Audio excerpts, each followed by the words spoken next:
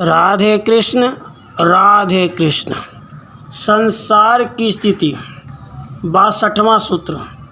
जिस प्रकार निर्जन स्थान में अकस्मात प्रत्यक्ष होकर बैताल मालूम होता है परंतु वस्तुतः मिथ्या है, और जैसे निर्जन स्थान में नीले पीले मेघों से बना हुआ गंधर्वों का नगर मालूम होता है परंतु वह भी मिथ्या ही है, और जैसे आकाश में किसी समय किसी कारण भ्रांति से 2 चंद्रमा मालूम होने लगते हैं, इसी प्रकार सत्य स्वरूप आत्मा में जगत सत्य सा प्रतीत होता है, वस्तुतः सत्य नहीं है।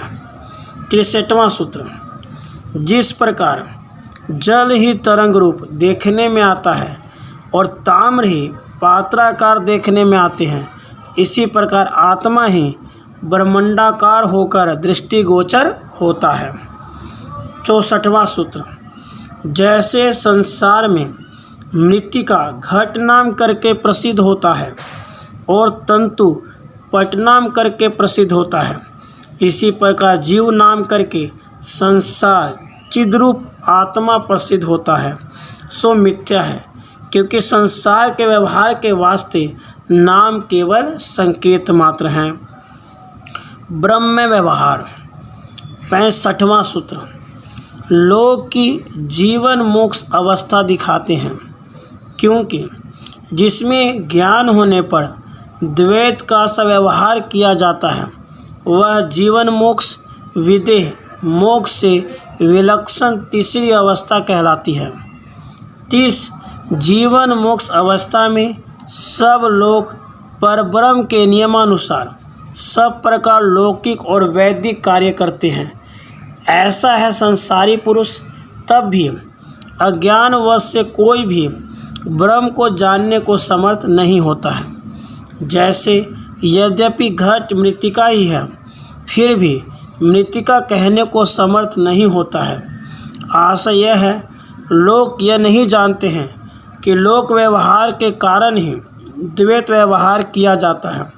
वस्तुतः अज्ञान की निवृत्ति का नाम ज्ञान है, और लोक व्यवहार में भी अद्वैत व्यवहार करने का नाम ज्ञान नहीं है। विश्व और ब्रह्म में कार्य कारणता 66वां सूत्र।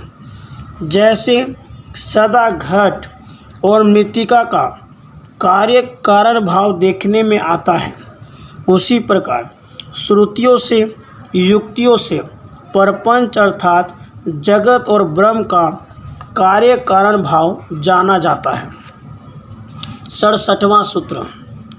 जैसे घट के विषय में विचार करते करते अंत में मृत्तिका ही निश्चय होती है, इसी प्रकार इस संसार के विषय में विचार करते करते बिना परमाणु के ही प्रकाशमान ब्रह्म प्रतीत होता है।